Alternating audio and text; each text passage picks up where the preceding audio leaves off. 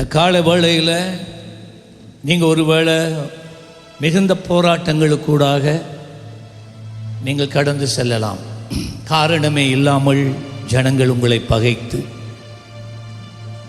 ஒரு காலத்திலே உங்களோடு நன்றாய் அன்பாய் பழகினவர்கள் இன்று பரம விரோதிகளாக மாறி இருக்கலாம். நீங்கள் எவ்வளவுதான் ஒதுங்கி போக நினைத்தாலும் அவர்கள் அதை விடாமல் தொடர்ந்தும் உங்களுக்கு எதிராகவே ஒரு சண்டைக்கு இல்லாட்டி ஒரு வாக்குவாதத்துக்கு, ஒரு பிரச்சனைக்கு அவர்கள் உங்களை பின்தொடர்ந்து உங்களை சிக்க வைக்கலாம் என்று நினைக்கிறார்கள். நீங்கள் ஜெபிக்கிறீங்க, ஆனால் எந்த ஒரு மாற்றமும் நடக்கிறது போல தோன்றலாம். இந்த அதிகால வேளையிலே தேவன் என்னுடைய உள்ளத்திலே ஒரு வார்த்தையை வைத்தார். அதை நான் உங்களுக்கு வாசித்து உங்களுக்காக நாங்கள் ஜெபிக்க போகிறோம். யாத்திராகமம் 14ஆம் அதிகாரம் 19, 20 வசனம். வேலை செய்கிற இடத்துல நீங்கள் வளமையாக வேலை செய்கிற மாதிரி வேலை செய்கிறீங்க, பிரயாசப்பட்டு வேலை செய்கிறீங்க, நீங்கள் உங்களோட கடமையை சரியாக செய்கிறீங்க. இப்போது காரணமே இல்லாமல் உங்கள் மேலே பொறாமை, உங்கள் மேலே எரிச்சல் உங்களோடு கூட இருந்தவங்களுக்கே வந்துட்டு, இதனால் இப்போ அவர்கள் உங்களுக்கு காரணமே இல்லாத பிரச்சனையை கொடுத்து கொண்டிருக்கிறார்களா? எப்படியாகிலும் உங்களை துரத்த வேண்டும் என்று நினைத்து கொண்டு இருக்கிறார்களா? உங்களுக்கு எதிராக அவதூறு பேசிக்கொண்டு இருக்கிறார்களா? பெட்டிஷன் அடிக்கிறாங்களா? என்னுடைய ஆவியானவர் இந்த காலையிலே சொன்ன வார்த்தையை நான் உங்கள் மத்தியில் வைக்க போகிறேன். அருமையான தேவ பிள்ளையே, நீ பயப்படாத, நீ ஒன்றுக்கும் பயப்படாத. உன்னோடு கூட இருக்கிற தெய்வம் அவர் மகத்துவம் உள்ளவர், அவர் அதிசயமானவர், அவர் அற்புதமானவர். அல்லேலூயா. இஸ்ரவேல் ஜனங்கள் எகிப்திலே அடிமைகளாக இருந்து 430 வருடங்கள். இப்போ ஆண்டவர் மோசேயை எழுப்பி அந்த ஜனங்களை விடுதலையாக்கி வரும்போது பார்வோன் தான் சொல்றான், சரியப்பா நீங்க போய் தொலைங்க. எகிப்தில் இருக்கிற பொதுமக்கள் ஆண்டவருடைய ஜனங்களை ஆசீர்வதித்தார்கள். பணம் கொடுத்து, ஆடை கொடுத்து, அவங்களுடைய தங்கம் பொன்னை கொடுத்து. இஸ்ரவேல் ஜனங்கள் எகிப்தில் அடிமைகளாக இருந்தது உண்மைதான். எகிப்தில் அவர்களுக்கு கடுமையான வேலையை கொடுத்து சம்பளம் கொடுக்காமல் இருந்தது உண்மைதான். ஆனால் எல்லா அரியஸையும் வைத்து அவர்கள் எகிப்தை விட்டு புறப்பட்டு வரும்போது எகிப்தின் ஜனங்கள் கர்த்தருடைய பிள்ளைகளை வெகுவாய் ஆசீர்வதித்தார்கள். கர்த்தருடைய ஜனங்கள் எகிப்தை விட்டு வெளியிலே வரும்போது மிகுந்த ஐசுவரியவான்களாகத்தான் வந்தாங்க. ஒரு உதாரணம் சொல்றேனே, மோசே 40 நாள் தேவனுடைய கற்பனைகளை பெற்றுக்கொள்ளும்படிக்காக போயிட்டா 40 நாள் வரலன்னொன்னே இவங்க ஆரோனை பிடிச்சி ஒரு பொற்கண்டு குட்டியை செய்தாங்க. பொன்னால வேதம் சொல்லுகிறது அவங்களோட கழுத்தில் ஆம்பளேல், அவங்களோட காதில் இருந்த தங்க வளையல்கள், மாலைகள், மிகவும் பொன் ஆபரணங்கள் எல்லாம் கொடுத்தான். அதை வச்சு ஒரு பெரிய கண்டுக்குட்டி செய்தாங்க ஐயா. அப்போ யோசிச்சு பாருங்க எவ்வளோ தங்கம் இருந்திருக்குண்டு. அவர்கள் ஆசீர்வாதத்தோட வெளியே வந்தார்கள். ஆனால் இவர்கள் இப்பொழுது வெளியே வரும்போது ஒரு இடத்துல அவங்க சிக்கிட்டாங்க. இடது புறமும் வலது புறமும் மலைகள். சரியா? இப்பயும் அவர்கள் இஸ்ரவேல் ஜனங்கள் எகிப்தில் இருந்து சிவந்த சமுத்திரத்தை கடந்து சென்ற அந்த இடம் இன்றைக்கும் இருக்கு. ஆகவே இடது பக்கம் பெரிய மலை, வலது பக்கமும் பெரிய மலை தொடர். ஒரு சின்ன ஒரு இடம் தான் இருக்கு. அதால தான் இவர்கள் ஆண்டவர் அவர்களை நடத்தி வந்தார். இடது பக்கம் போக முடியல, வலது பக்கம் போக முடியல, முன்னே போக முடியல. செங்கடல் இருக்குது. பின்னுக்கு இஸ்ரவேலரை தாக்கி அழிக்கும்படிக்கு பார்வோன் அவனுடைய சிறந்த இராணுவ சிப்பாய்களை ஆயுதங்களோடு ரதங்களோடு அவர்களை அனுப்பி வைத்தான். இவங்களை கொலை செய்ய, கொன்ற ஒருவனும் தப்பாதபடி எல்லாரையும் அழிக்கும்படிக்காக அவர்கள் அனுப்பிவிடப்பட்டார்கள். இஸ்ரவேலர்கள் கலங்கினார்கள், பயந்தார்கள், என்ன செய்வதென்று தெரியவில்லை. அப்பொழுது நடந்த ஒரு ஆச்சரியமான அற்புதமான தேவனுடைய ஒரு கிரியையை தான் நான் உங்களுக்கு காண்பிக்க போகின்றேன். தப்பித்து கொள்ள வழி இல்லாமல் இருந்தபோது, இனி எனக்கு ஒரு எதிர்காலம் இல்லை, எல்லாம் முடிந்து விட்டது என்று நினைக்கும் போது, வழியே இல்லை, வாசல் மூடி இருக்கு, சத்துரு லேசா எங்களை அழிச்சிடுவான் என்று முடிவெடுத்து நிற்கும் போது தேவன் செயல்பட ஆரம்பித்தார். 19வது வசனம், யாத்திராகமம் 14:14. யாத்திராகமம் 14:14 மறக்கக்கூடாது, எப்பயுமே அது ஞாபகமாக வைங்க. ஆண்டவர் சொன்னார், நான் உங்களுக்காக யுத்தம் பண்ணுவேன், நீங்கள் சும்மா இருங்க. ஆமென். சும்மா இருங்கண்டா நீங்கள் விசுவாசத்தோட காத்திருங்க, சமாதானமாக இருங்க, நம்பிக்கையோட இருங்க, நான் உங்களுக்காக யுத்தம் பண்ணுவேன். ஆமென் சொல்லுங்களேன். பக்கத்தால் பார்த்து கையை பிடிச்சி சொல்லுங்க, கர்த்தர் சொல்லுகிறார்.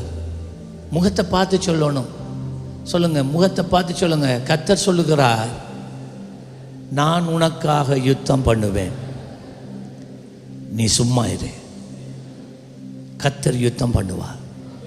ஹல்லேலூயா. அதான் ஆண்டவர் சொன்னார், அமர்ந்திருந்து நானே தேவன் என்று. நாங்கள் சில நேரம் அமர்ந்து இருக்கணும், ஆண்டவருக்கு உதவி செய்ய தேவையில்லை. நாம் அமர்ந்திருந்தா சரி, அவருடைய பாதத்தில் உட்கார்ந்தா சரி, அவர் அழகாக நேர்த்தியாக எல்லாவற்றையும் அதிநதி நேரத்தில் அவர் உனக்கு செய்து முடிப்பார். நல்ல கையை தட்டி. இப்ப வசனம் சொல்லுகிறது, மறக்க வேணாம், இடது பக்கம் வலது பக்கம் மலைகள், முன்னுக்கு எதிரே சிவந்த சமுத்திரம் செங்கடல், பின்னுக்கு பார்வோனின் சேனை, தப்பிக்க இடமே இல்லை. 19வது வசனம் சொல்லுகிறது, அந்த நேரத்தில் அப்பொழுது இஸ்ரவேலரின் சேனைக்கு முன்னாக நடந்த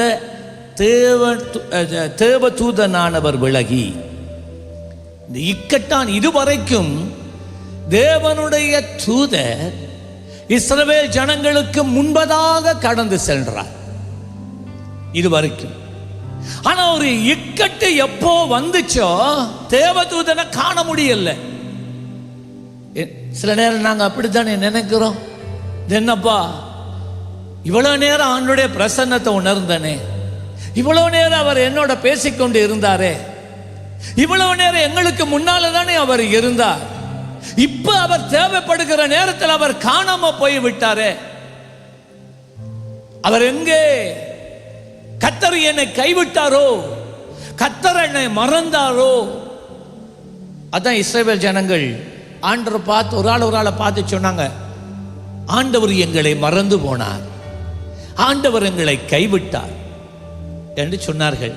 அப்பொழுது ஆண்டவர் சொன்னார், ஒரு தாய் தன் பாலகனை மறப்பாளோ, அவள் மறந்தாலும் நான் உன்னை ஒருபோதும் மறப்பதே இல்லை. அல்லேலூயா. உன்னை ஒரு நாள் நான் மறந்து போகிற தெய்வம் அல்ல. அப்பொழுது இஸ்ரவேலரின் சேனைக்கு முன்பாக நடந்த தேவதூதனானவர் விலகி. அருமையான தேவ பிள்ளையே, சில வேளைகளில் தேவ பிரசன்னம் எங்களுக்கு அதிகமாக வேண்டும் என்று நாம் நினைக்கும் போது தேவனுடைய பிரசன்னத்தை நாங்கள் ஒருவேளை உணராமல் போகலாம். அது ஆண்டவருடைய முறைமை.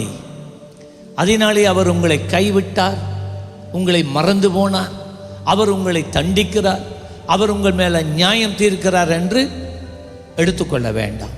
இல்லை, இந்த உலகத்தில் இருக்கிற எல்லாவற்றை பார்க்கிலும் அவர் உண்மையிலே மிகவும் பிரியமாயிருக்கிறார்.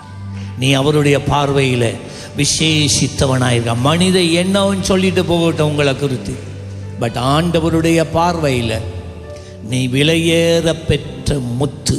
ஹல்லேலூயா! நல்ல கையை தட்டி ஹல்லேலூயா! மனிதர்களுடைய வார்த்தைகள் எங்கள் இருதயங்களை உடைக்கலாம், குத்தலாம், இரத்தம் சிந்த பண்ணலாம், பட் ஆண்டவர் உனக்கு நன்மையானதையே பேசிக்கொண்டு இருக்கிறார். அவர் உனக்கு நன்மையானதையே பேசிக்கொண்டு இருக்கிறார். அவர் உன்னை கைவிடுவதில்லை, அவர் உன்னை விட்டு விலகுவதில்லை. அவர் சொன்னார், இதோ உலகத்தின் கடைசி பரியந்தம் சகல நாட்களிலும் நான் உன்னுடனே கூட இருக்கிறேன்.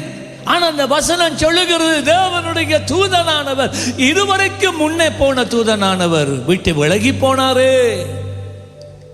சத்துருக்க சொல்றது ஒருவேளை உண்மைதானோ என்று நீங்கள் நினைக்கலாம்.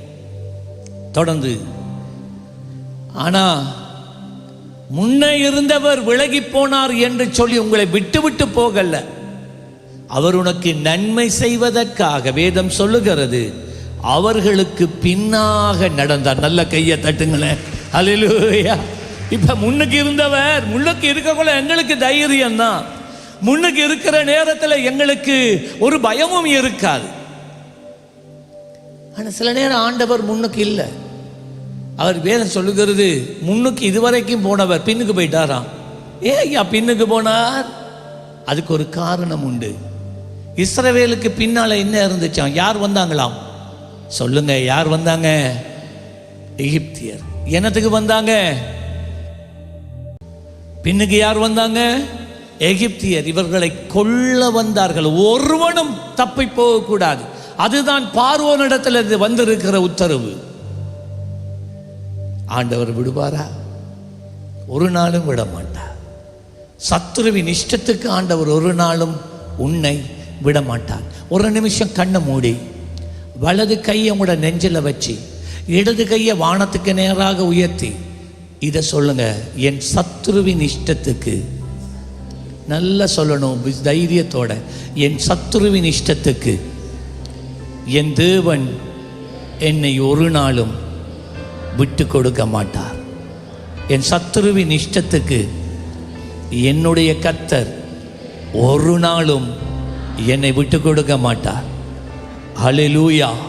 ஹல்லேலூயா! ஒரு நாளும் விட்டு கொடுக்க மாட்டார். இப்ப அவர் பின்னுக்கு போயிட்டார். ஏன் தெரியுமா?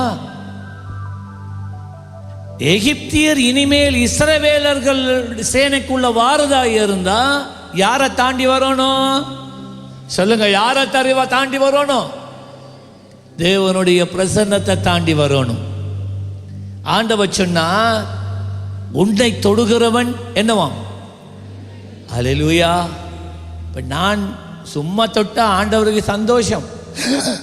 இடிக்க வந்தா ஆண்டவர் சொல்வார், ஏய் இவன் என் கண்மணி, என் கண்ணின் மணி. உங்களோட கண்ணின் மணிய ஒரு கொசுவாகிலும் தொடுவதற்கு நீங்க விடுவீங்களா? சொல்லுங்களேன். இல்லை. ஒரு பனங்கொசு சின்ன குட்டி தான், அது வரக்குள்ள என்ன செய்றீங்க? கையால் தட்டுறீங்க, கண்ணை தொடாத.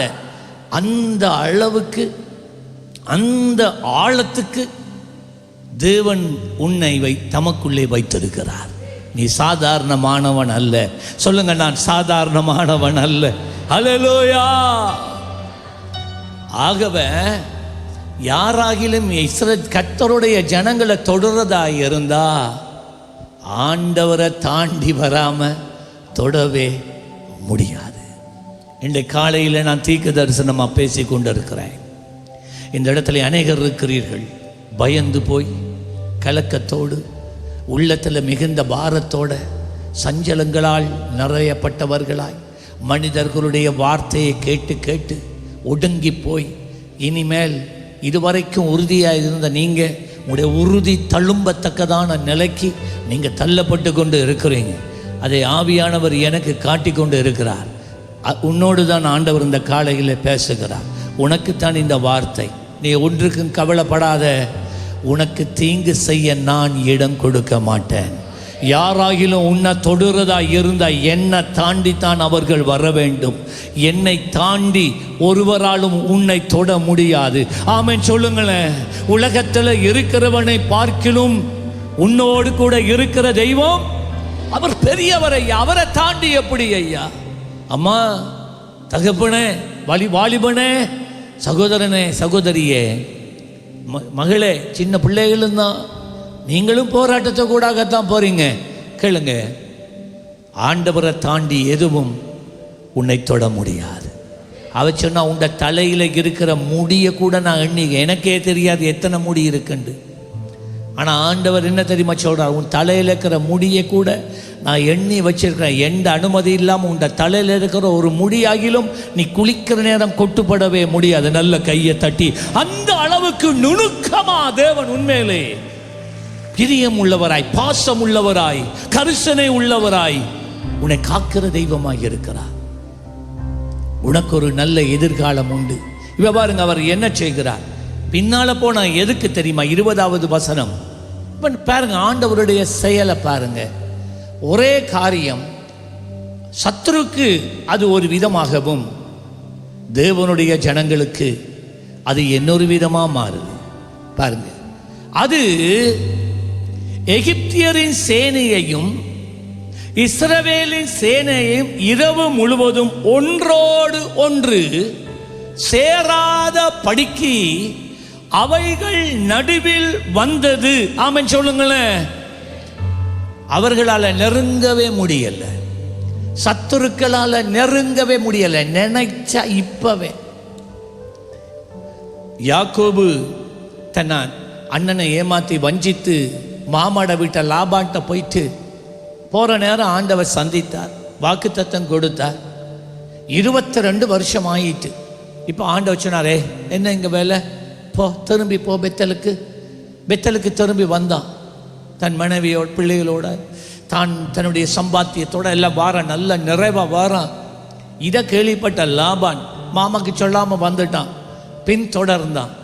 அன்றைக்கு ராத்திரி 3 நாள் கழிஞ்சு மாமா லாபான் அவனுடைய வேலையாட்களோட யாக்கோபை கொலை செய்வதற்காக வந்தான். யாக்கோபினுடைய சொத்து பத்து எல்லாத்தையும் எடுத்துக்கொண்டு போக வந்தான். சரி, இன்றைக்கு இருட்டா போயிட்டு நாங்கள் டயர்டாயிட்டோம், நாங்கள் வந்து ஆகவே நாங்கள் கொஞ்சம் இன்றைக்கு நைட் ரெஸ்ட் பண்ணிட்டு நாளைக்கு அவங்க சொன்ன இங்கே ஒரு மலையில் நிற்கிறாங்க, அவங்க கீழே நிற்கிறாங்க, பார்க்குற தூரத்தில் நிற்கிறான், நாளைக்கு கை பார்ப்போம், விடியட்டும். அப்படிதான் சத்துரு சொன்னான், விடியட்டும், நாளைக்கு வரட்டும். ஆமென், நாளைக்கு வரட்டும், நாளையோட அவங்களோட ஆட்டம் க்ளோஸ், அப்படி தான் சொல்லுவான். ஆனால் நாளைக்கும் இன்றைக்கும் இடையில் ஒரு இரவு இருக்கிறது அல்லவா? அல்லேலூயா. அந்த ராத்திரி யாக்கோப் இந்த லாபான் நித்திர கொள்ற நேரம் கர்த்தர் வந்தார். ஏய், நீ எந்த பிள்ளைக்கு நீங்க தீங்கு செய்ய நீ வாரியா? என் புள்ள மேல நீ கையை வச்சா கொன்றுவோம், நான் பார்த்துக்கோ. பயந்துட்டான் லாபான், பயந்தான். திட்டங்களை கர்த்தர் அழித்தார். கடைசி நிமிஷத்தில் உனக்கு விரோதமாக உருவாக்கப்பட்ட ஆயுதங்கள் உருவாக்கி கொண்டே, திட்டங்களை தீட்டிக்கொண்டே உனக்கு விரோதமாக ஒரு கூட்டமாக எழும்பி உன்னை அழிக்க வருகிறார்கள், புறப்பட்டு விட்டார்கள். அந்த கடைசி நிமிஷத்தில் உன்னை நெருங்க கர்த்தர் ஒரு நாளும் விடவே மாட்டார். அந்த ராத்திரியிலே ஆண்டவர் சந்தித்தார். யாக்கோபு லாபான் பயந்தான், மனதை மாற்றினான். அடுத்த நாள் யாக்கோபு வந்து சந்தித்தான். அவன் சொன்னா, ஆண்டவர் என்ன சந்தித்தான் நேற்று. அவன் ஆண்டவர் அறிந்தவன் அல்ல, அவன் விக்கிரகங்களை சேவித்தவன். யாரா இருக்கட்டும் சத்துரு, கர்த்தர் உன்னுடைய தேவன், நீ ஆராதிக்கும் தெய்வம், அவர் ஜீவன் உள்ளவர். எந்த ராஜாவானாலும் சரி, எந்த பிச்சைக்காரனானாலும் சரி, அவர் எவனையும் சந்திக்க அவர் வல்லவர். அவருடைய சமூகம், அவருடைய பிரசன்னம் ஊடுருவி போக முடியாத சிறைச்சாலை இல்லை. குழி இல்லை, மாளிகையும் இல்லை. அவர் உன் காரியமாக அவர் போகிறவர். பயப்படாத. உன் கண்ணீரை துடைக்கிற தெய்வம் உன் காலையில் உன் பக்கத்தில் வந்து நிற்கிறார். இப்ப தொடர்ந்து வாசிச்சு பாருங்க. இந்த பிரசன்னம் அது ஒரு மேகம், தேவனுடைய மேகம். இஸ்ரவேலர்களுக்கும் அவருடைய சத்துருக்களுக்கும் இடையில நடுவில் வந்து நின்றுச்சான். எப்படி நின்றுச்சு தெரியுமா? அது சொல்லுகிறது வாசனம், எகிப்தியருக்கு இல்லாட்டி சத்துருக்களுக்கு அது மேகமும் அந்தகாரமுமாய் இருந்ததாம். ஒரு பக்கத்தில் இருந்து சத்துரு பார்க்கிற நேரத்தில் இந்த தேவனுடைய வழிகாட்டி மேகம், கர்த்தருடைய ஜனங்களுக்கு பாதுகாப்பின் மேகம் இருளாக இருந்துச்சாம். அங்கால ஒன்றுமே தெரிய மாட்டேன்ட்டு. ஆனால் அதே மேகம் தேவனுடைய ஜனங்களுக்கு, இஸ்ரவேலர்களுக்கோ அது இரவை என்னவாய் மாற்றிட்டான்? வெளிச்ச நல்ல கையை தட்டி கையை தட்டி கையை தட்டி தேவன் ஒரே காரியத்தை வைத்து அதை உனக்கு ஆசீர்வாதமாகவும், அதே காரியத்தை வைத்து உன் சத்துருக்களுக்கு பயங்கரமாகவும் அவர் மாற்றுகிற தேவனாய் இருக்கிறார். ஹல்லேலூயா! அதுக்குள்ள ஆண்டவர் இவர்களை ஆயத்தப்படுத்தி, ஏண்டா இப்ப இரவு வெளிச்சமா மாறிட்டு, அவர்கள் செங்கடலை மோசையை பார்த்து சொன்னார், உன் கோலை செங்கடலின் மக்கள் நீட்டினான். செங்கடல் பிரிந்தது. செங்கடலுக்கூடாக இவர்கள் அக்கறைப்பட்டு போயிட்டான். இப்ப மேகம் எழும்பிட்டு தேவ ஜனங்களுக்கு முன்னால போக எழுமினது பிறதான் பார்க்கிறாங்க. அட, இஸ்ரவேல் ஜனங்கள் இது என்ன பெரிய ஆச்சரியமா இருக்கிறது, செங்கடலை பிளந்து அங்கால போயிட்டாங்களே. அருமையானது பிள்ளையே, எந்த செங்கடல் இஸ்ரவேலுக்கு ஒரு அற்புதமாக இருந்துச்சோ அதே செங்கடல் இந்த எகிப்தியர்கள் நினைச்சாங்க நாங்களும் அதுக்குள்ளால போவோம் என்று நினைச்சார்கள். எது உனக்கு தேவன் அற்புதமாய் ஒரு காரியத்தை செய்தாரோ அந்த அற்புதம் உன் சத்துருக்களுக்கு பிரேத கல்லறையாக மாறுகிறது.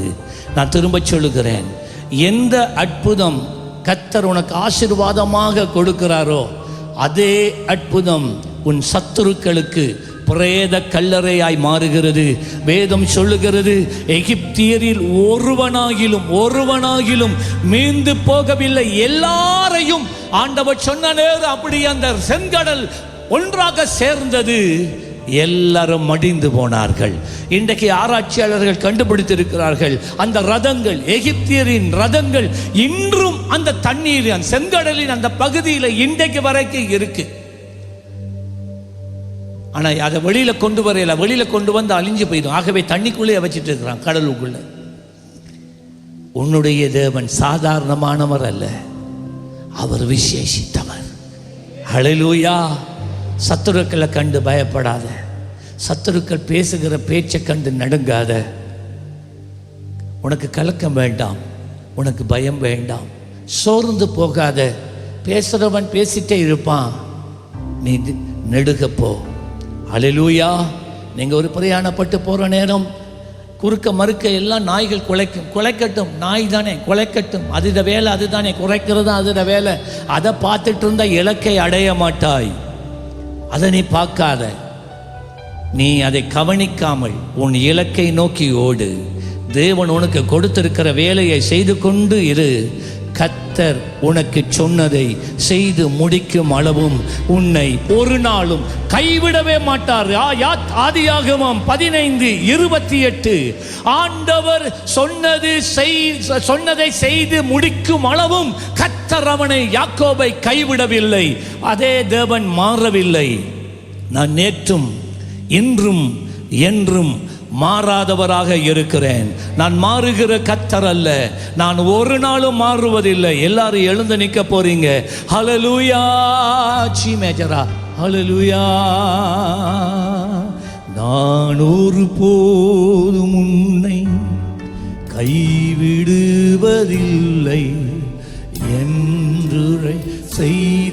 செய்தீரன்றோ. நான் ஒரு போதும் உன்னை கைவிடுவதில்லை என்றுரை செய்தீரன்றோ. கடலாழத்திலும் அக்கினி ஜுவாலையிலும் உன்னை காத்திடும் பலவானன்றோ. விஷ சர்ப்பங்களோ சிங்க கூட்டங்களோ பயம் வேண்டாம் உம்மருகே. என்றுரை செய்தவர் ஆராதிக்கிறீங்களா?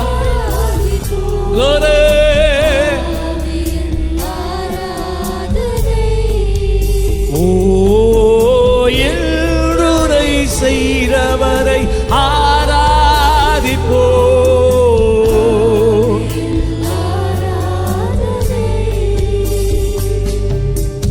ஆறுதல் தர ஒரு வார்த்தை இல்லை, என்ன வந்தாலும் பயமே இல்லை.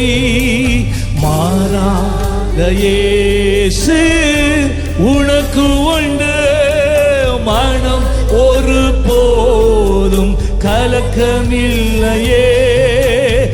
ஏழை எனக்கு அடைக்கலமே, அவர் புயலின் கண்மலையே.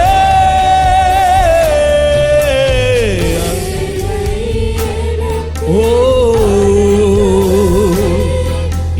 புயலின் கண்மலையே. என்றுரை செய்தவரை ஆராதிப்பேன். அன்பில் ஆராதனை சீயோனே. என்றுரை செய்தவரை ஆராதி, அன்பில் ஆராதனை. ஓ கரங்களை உயர்த்தினபடி, என் தேவனே நீர் என்னோடு கூட இருக்கிறதை நான் அறிந்திருக்கிறேன். நீர் என்னை விட்டு விலகுவதில்லை என்பதை நான் அறிந்திருக்கிறேன். ஆண்டவரே, சில வேளைகளிலே என்னுடைய வாழ்க்கையிலே நீ சொன்ன காரியங்கள், நீ கொடுத்த வாக்கு தத்தங்கள், எனக்கு காண்பித்த தரிசனங்கள் நிறைவேறுவதற்கு சற்றே தாமதம் ஆனாலும் கூட நீ சொன்னதை செய்து முடிக்கிற கர்த்தர் என்பதை நான் அறிந்திருக்கிறேன். நீர் என்னை கைவிடுவதில்லை, நீர் என்னை விட்டு விலகுவதில்லை. என் பலவீனமான நேரங்களிலே என்னை பலப்படுத்துகிறவர், நான் விழுந்து போன இடங்களிலே கரம் பிடித்து தூக்கி நிறுத்துகிறவர். சத்துரு நான் எங்கே அழிந்து போக வேண்டும் என்று நினைத்தானோ அதே இடத்திலே, உயரத்திலே, உன்னதத்திலே என்னை கொண்டு நிறுத்துகிற தெய்வம் அல்லவா? என் பலவீனமான நேரங்களிலே உம்முடைய பலன் என்னை பூரணப்படுத்துகிறதே அப்பா, நன்றி என்று சொல்லுங்க.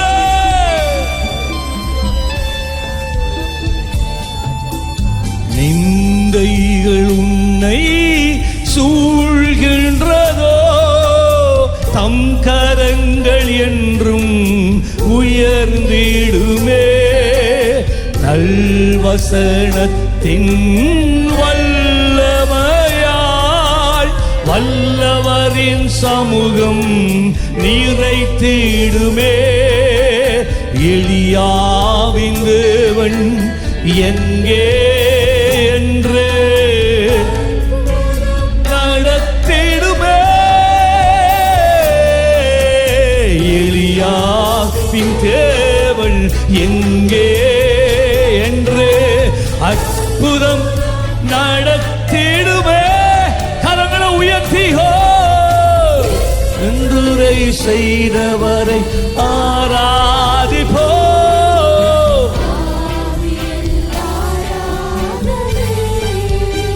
பிரியமானவர்களே, எமது ஆராதனையுடன் இணைந்திருந்தமைக்கு எங்கள் மனமார்ந்த நன்றிகளை தாழ்மையுடன் கூறிக்கொள்ளுகிறோம்.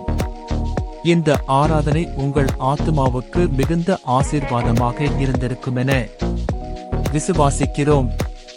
தொடர்ந்தும் எம்முடன் இணைந்திருங்கள். கர்த்தர் தாமே உங்களை ஆசீர்வதிப்பாராக.